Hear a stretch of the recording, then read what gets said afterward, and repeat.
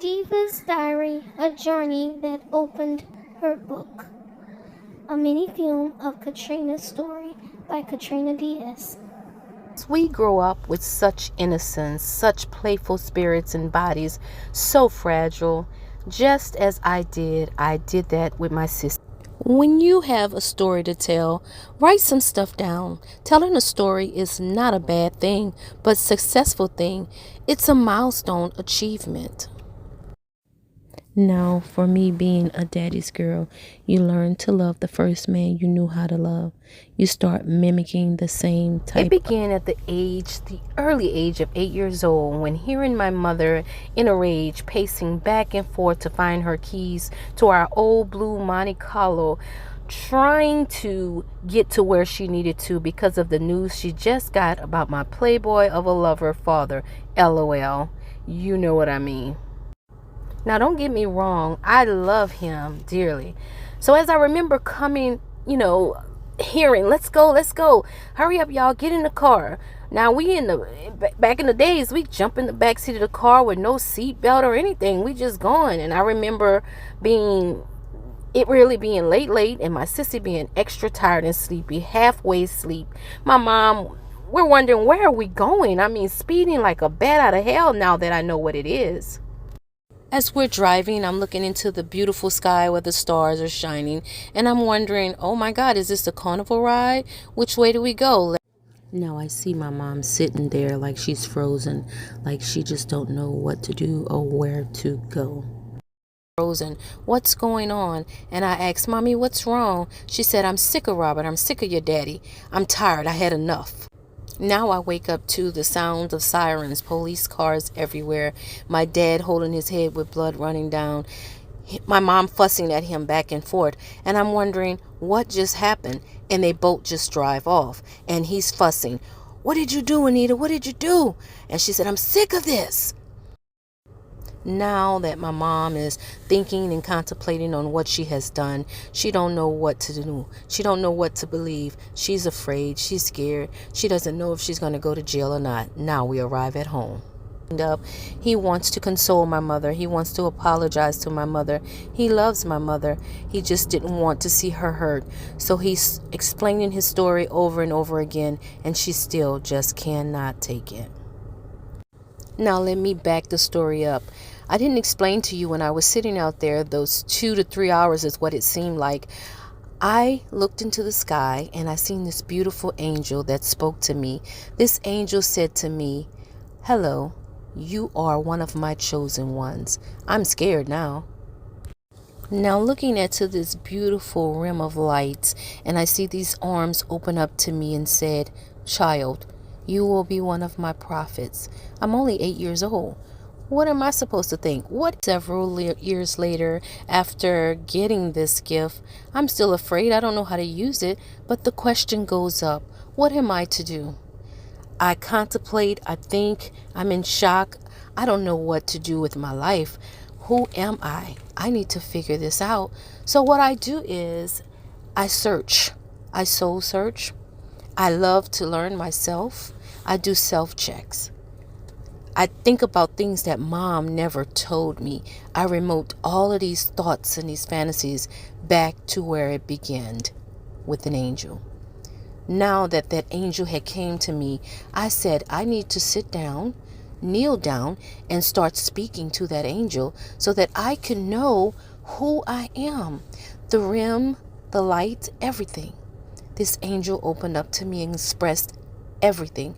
She said, I will be with you always, child. Never forget who I am.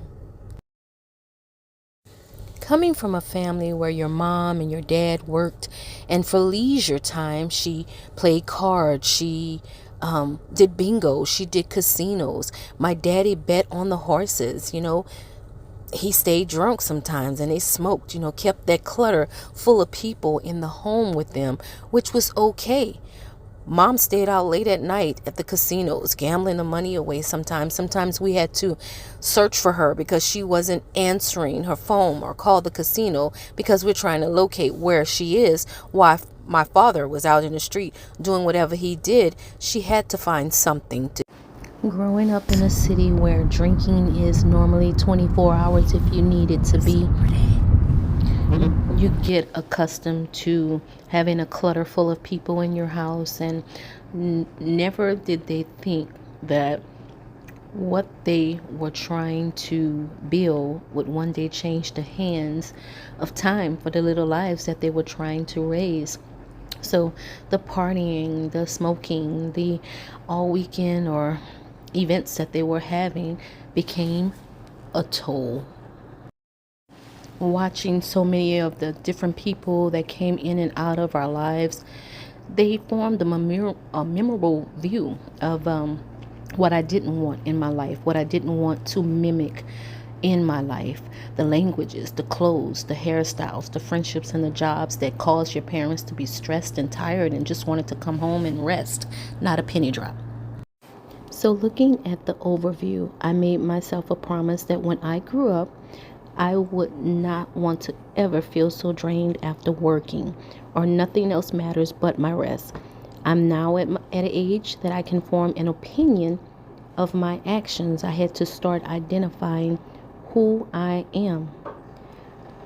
And I wanted to become unthinkable in order to identify who I needed to become by doing my self checks to build my character, my personalities, and it shift on and off, and always shifted into a positive aspect. I had to analyze. I had to, find solutions. I had to strategize. I had to get into my business and do what I needed to do that was important for Katrina. Now, lessons learned after growing up in a home with strange love, you kind of grasp the concept of that type of love, stuff that your mom never told you as a little girl. So you have this fairy tale of this perfect love, of meeting this wonderful guy, enjoying life, getting married, having kids, vacationing, and just kind of loving on each other. Every little girl, and I'm sure boy, wants that in their life. So that's what I knew. My mom and dad held a strong bond, even though they had differences. I mean, I was still playing with my Barbies, making the girl, which was Barbie, and the guy, Ken, be this happy family in my big old doll house. I didn't even want to give those dolls or that house up at the age of 16 years old. Don't tell anybody, but I loved my dolls. You couldn't tell me that Ken wasn't perfect for Barbie. I had the cars, I had the house, they had their beautiful home. They even had kids when I had my Barbies before I had to give them up.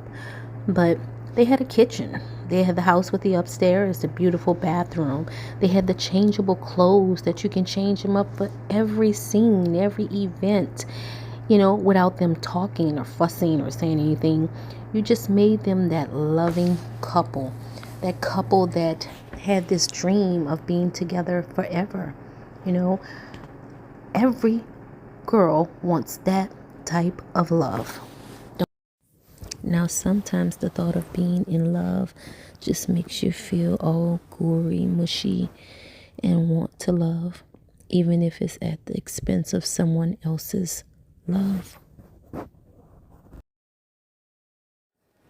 Have you ever thought about soul searching, about having conversations amongst yourself to sync and tap into your spirit so that you can know the right path and directions of your life and your journey with your mind, body, spirit, and soul? Start to give yourself second chances. Have you ever thought about a new way, a different way, a better way? Hello, nice to finally meet you. Give yourself the opportunity to meet that one that God has for you.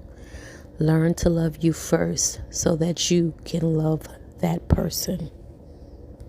Stop digging yourself into situations that is so much harder to remove yourself out of. Leave it buried and never look back. Holding secrets about who you are doesn't define you as a person. It doesn't penalize you from the world. It does not give the world access to judge you. Be an open book. It's okay not to hold so many secrets. Release. It's time to learn your history. Research your background. Learn where you came from. Learn your patterns. Stop being a mystery. Stop having everyone trying to figure out who you really are. Express, show love, self-care.